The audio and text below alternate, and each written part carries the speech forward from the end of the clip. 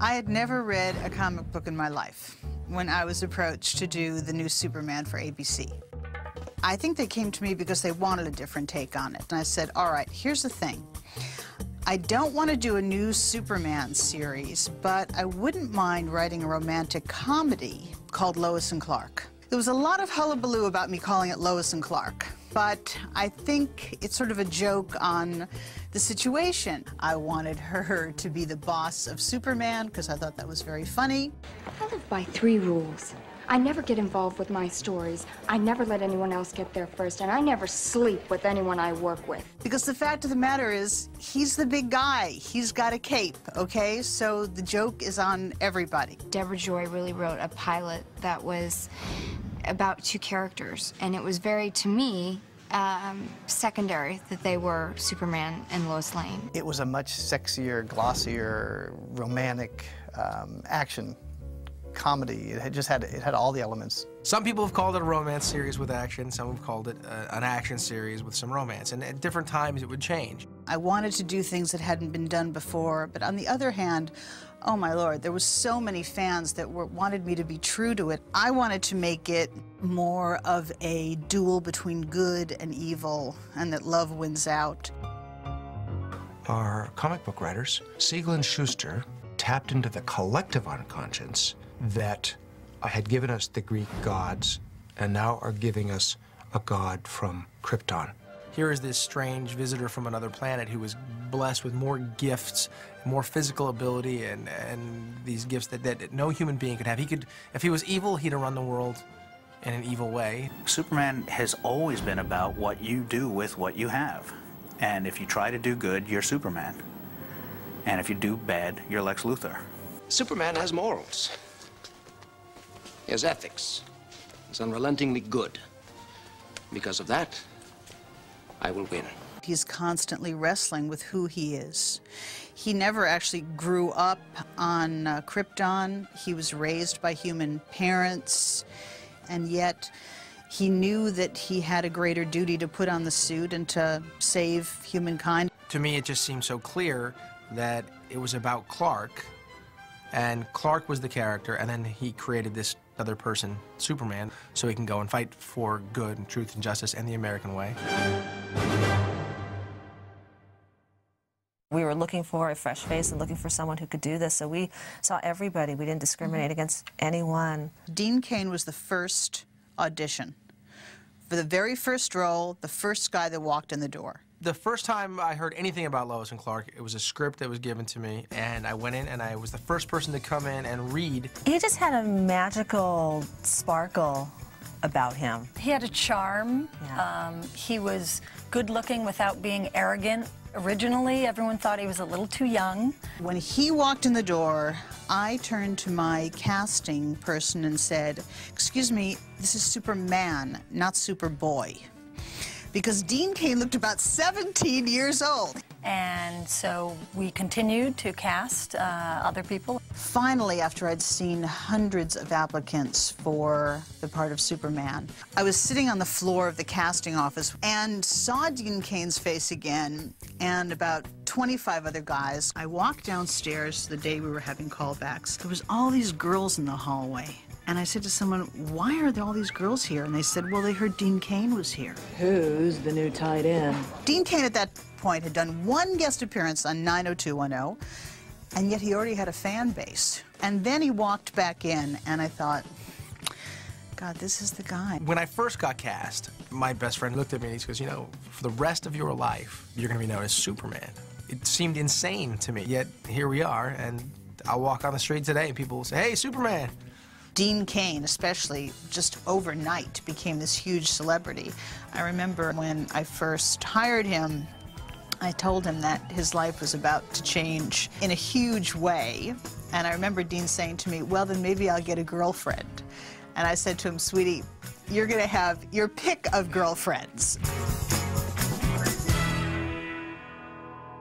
In the 50s, she was sort of like the women in old westerns that are sitting there going, "Oh, God, why can't I be saved?" I didn't want to do that. I wanted her to be an astute businesswoman. I wanted her to be smart. I wanted to make her just a great modern woman. She doesn't go up to him and say, "Excuse me, Mr. Kent, would you mind coming with me while the building is burning down next door?" She goes, "No, you, let's hit it." She was a feisty, takes no BS character, and I think that's always appealing to guys. I also wanted her to have a lousy social life, so I was sort of making a commentary that, okay, well, she's worked herself up to the top, and now what does she have? Now she's alone in her little apartment dreaming of a man in a cape. There hadn't been a Lois Lane like Terry Hatcher. I mean, she had just everything going for her. She was sexy, and she was smart, and she was really the modern woman. There was lots of beautiful young women in Hollywood. There always will be. So more choices, many more choices for Lois Lane. They made me come back to read through a bunch of Lois Lanes, and they were going to do one scene where Lois barges in the door, kisses me on the mouth, and then tries to sleep with me. Well, I had to do that scene with 12 different women. Very interesting. And the last of the 12 to go in was Terry Hatcher. It was really interesting. All the different girls would come through, would kiss me in a different way. And Terry barged open the door, kissed me. She was, I'll give it to her, clearly, she was definitely the best kisser of the bunch. I knew Terry Hatcher a little bit from features, but didn't know her that well. She came in, she had sort of long, straggly hair, and I said, "You know what, Terry? Lois Lane would never have that hair. She's a reporter, she gets up in the morning, she runs a comb through her hair, she races out on the street, and she doesn't worry the way her hair looks." When I got the role of Lois, my hair was this long, and you put it all in a ponytail and just went snip. Next day, comes back with the bob, got it cut just like Lois Lane, walked inside. "Thank you, Terry. Thank you. You are Lois Lane now." And I had that ponytail in my glove compartment of my car for a long time.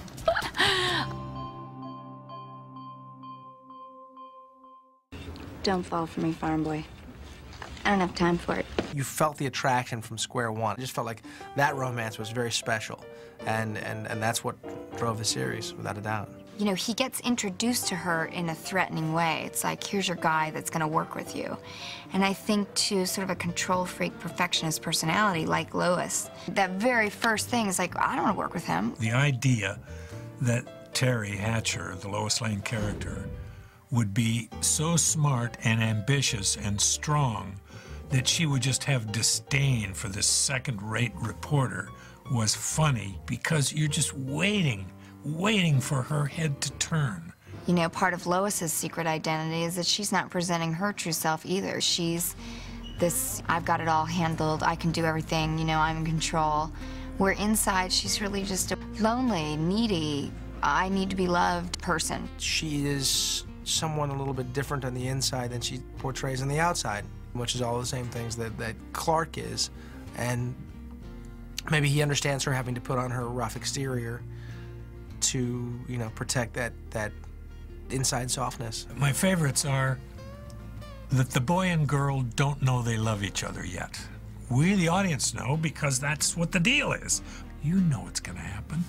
I mean, he's great looking, she's great looking, they're both smart, they both have admiration for each. Come on, get to the party. It's a complicated dance. The push and pull, and are they together? And you want to get them together, and they should. It's a natural, organic thing. I was trying to have him actually never catch her, get very, very close to what they think will be the perfect moment in their lives, and then have it not happen for one reason or another. And I think that was going to be the key to the success of the series. Everybody was writing in and saying, can Lois and Clark finally unite? And we backed off, and we held off from doing that because the sexual tension was so great between the two of them. They always wanted to see more, and we always wanted to give just a little bit less because we knew there was such a, you know, so far they could go. I think about my favorite movies are like Tootsie and, you know, An American President, you know, and that sort of, it's never gonna work out between the guy and the girl story, and you root for them. We all wanna have that magical fantasy relationship where someone, you know, loves us and we don't think it's gonna work out, and it does. Everybody wants to find their mate, the person that makes life more fun and who complements them. I don't know specifically what it is about those characters, but I wanted them together too.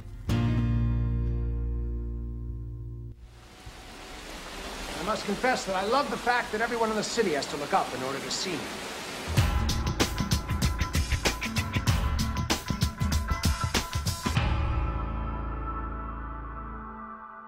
What makes Lex Luthor so unique? What makes him so great? And what would a modern interpretation of this be?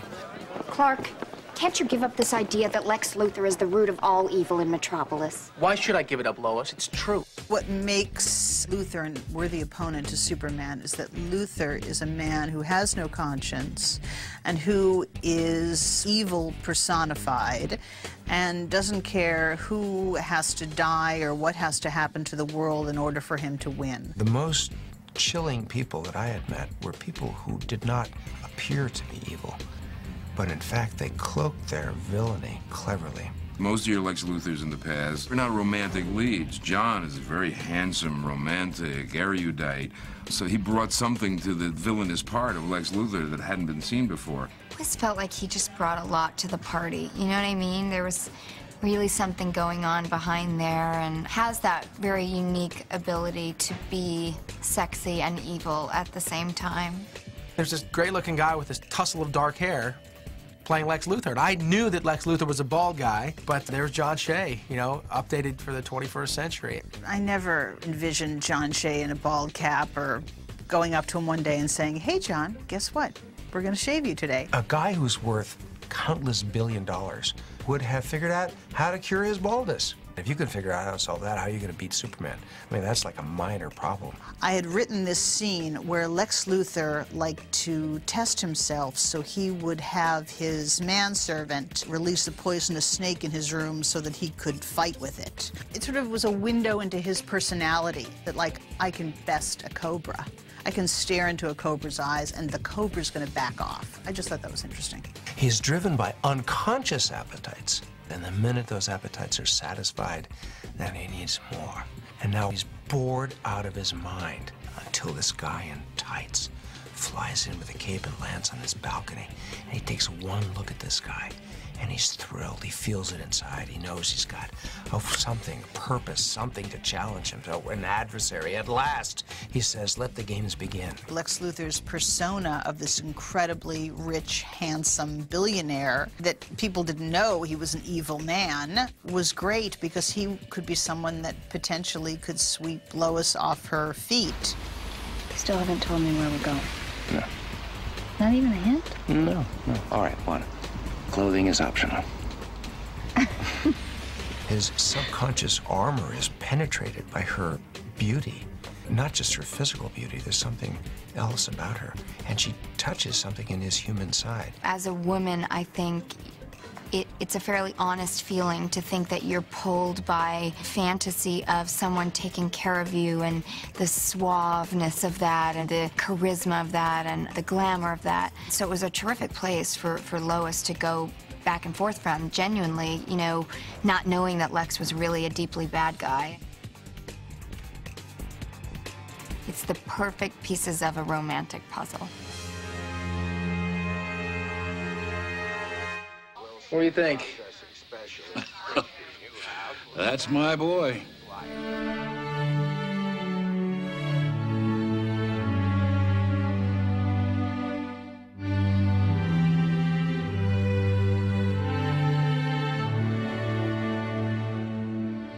I felt it was important for Clark Kent / Superman to have parents, to need guidance. I wanted us to see the human side of him, where he came from, and I wanted him to have parents that he could call home to. They were very grounded and not in any way, you know, cartoonish, and they were portrayed as these very sort of understanding, loving parents who came from Smallville and had this simple life, always with sage advice, but sort of homespun. Obviously, somewhere along the line, we were trying to have children and weren't able to do it.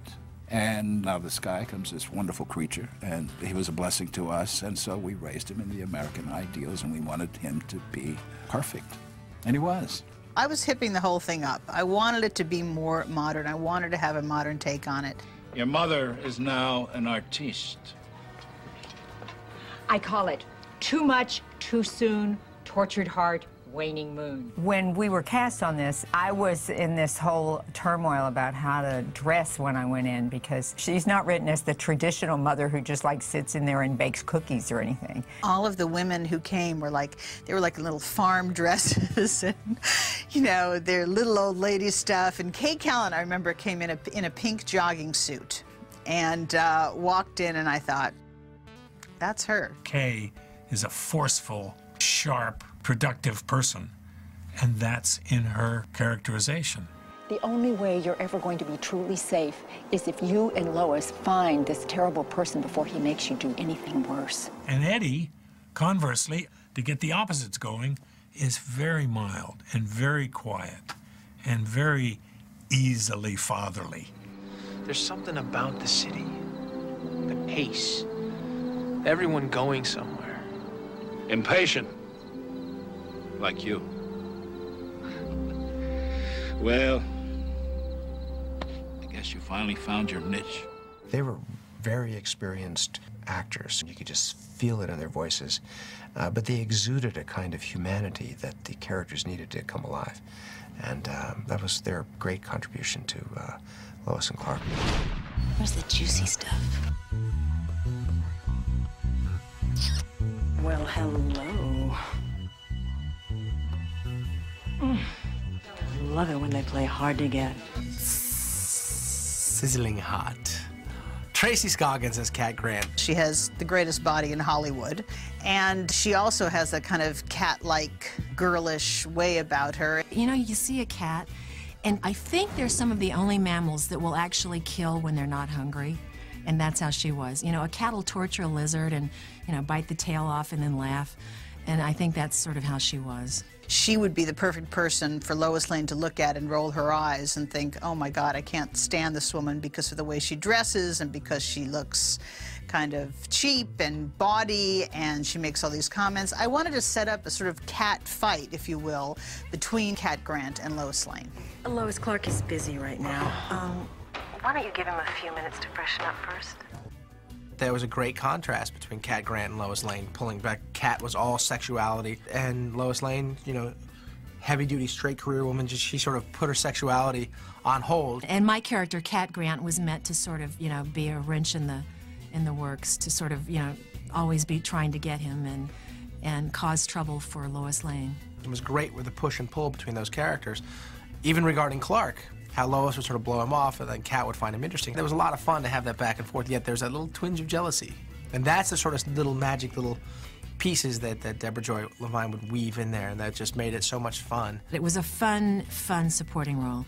They sort of turned the cat loose and let me play. And that's the way she sort of did everything. She just went 100% at it, and you know, she might be a little crazy.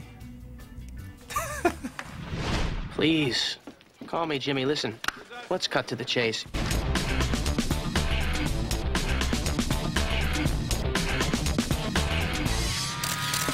What do you say, Chief? Michael Landis, I thought, was so great as Jimmy Olsen because he was so eager to please everybody. He was like the, you know, the new kid on the block.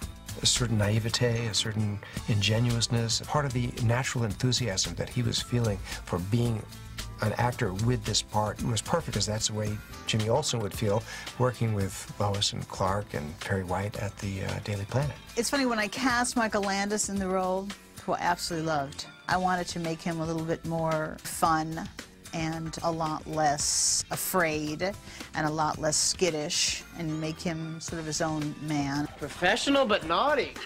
I like it. The relationship between Perry White and Jimmy Olsen, it was sort of a father figure to a young man, and it was really like Perry White would just sort of beat on him until finally Jimmy Olsen had to step up and be a man, and it was great, and it really worked. Those guys had a nice little repartee back and forth. I love the smell of fear in the newsroom. Hard facts, that's the name of this game. You got it? This is the way I like to remember the king. Lane Smith, he had this incredible ability to say, and you're listening, no matter what it is. The sentence said, Jimmy, come here. Jimmy, come here. When it comes to women, If you want to be the king, you better listen to the colonel. He was very real with his Southern background, whatever that is that we hear in his sound, and that immediately begins to soften him slightly, make him accessible. So with that sound and that demeanor, he can be tough, he can be gritty, gutty, difficult, haughty boss. He can do all of that, and it still is not grating. He could also be bumbling and comic, and he added this whole dimension to the whole thing that nobody had really done before him. I remember Lane brought a charm to the whole thing, an antic disposition that made it completely unique. Say you will, my heart is crying. Because Lane Smith was from the South, I didn't want him saying Great Caesar's Ghost. So I came up with Great Shades of Elvis, and I made him an Elvis fan. And in fact, in one episode, he dresses up as Elvis, and he actually sings an Elvis song. Light my morning star with the burning love, with the burning love. Great Shades of Elvis. And, you know, he's from Memphis, I think. You know, he is got that Southern charm that he, you know, brought to bear on the part that nobody else could have done like that. The Superman suit. The suit was a really interesting thing. We had tried to change it a little bit, but that didn't happen. So then it became very simple. Lycra, spandex, and a cape. We must have made 100 costumes for him. We went through a million different drawings and designs, and even while the show was in progress, we kept on saying, ooh, that doesn't look great, and we kept on changing and changing and changing. They might have gotten it right by year 4. I'm not so sure about the cape, though. Oh, really? I love it. It'll be great when you're flying. The cape was the biggest pain in the rump, and it had to change a couple of times because we couldn't find the right flow and the right fabric. At first, we had these sort of a poofy cape, and then it became a less poofy cape. And then would we build up his shoulders? Does he need shoulder building up? Does the cape flow? I mean, it was nearly impossible. Some of the things have legs, and some of them have less legs. The cape has less legs, let's face it. Well, it was constantly being changed for various reasons, and it was always getting in the way. I mean, the capes are, I guess now that we see it, very difficult to have on your back. I got more air shot at me to try to make the cape flow. And if you saw this being filmed, which some people did, they were horrified, because we'd have this huge air mover thing that looked like a bazooka. And it would just blow everything except for my glued down hair. But it would blow that cape back, and the cape would flip over, and then we'd have this weird looking cape, and it would be silly. It became a terminology. Was capage good on that one? Good. Good capage? Okay, so we can go on. We changed everything from the color to the size of it, and finally got something that we were all happy with and that worked well and was still what everyone had come to know and like. The wardrobe was very much kind of 20s and 40s, His Girl Friday feel of that strong woman in those sort of pencil skirts and great jackets and great fabrics. And that sort of colored the kind of timelessness, I think, of it. I wanted her outfits to be somewhat ageless, and I wanted Superman's outfits to be ageless so that the show didn't grow old. And I felt that way about the sets, too. Metropolis was bright and sunny and shiny buildings, and everything was modern and nice looking. If we can, make the sets so that it could be 100 years in the future, but on the other hand, it could have been in the past as well. We wanted to keep that unity between the production design, the wardrobe, and the photography, to keep it really like high gloss. We always said that we wanted to be able to, if you change the channels and not seeing that it was a guy with a cape, you would still know it was Superman that you were watching it. I felt like I was really lucky to be involved in this, and, you know, people really loved the characters. To me, it was always just Lois and Clark, just these two people struggling to work and figure out their relationship and how to have a life. I think I'm most proud of the fact that I took a fable that everybody was familiar with and people loved and was able to sort of put my own spin on it. I look back on Lois and Clark with a smile on my face. It's just so wonderful to have done that, and I'm very proud of the show. It's a great story. It's a magical story. And I think As time goes on, there's always new people and new technology and new special effects that want to bring their new kind of angle on that same classic conflict. I don't think it will ever go away.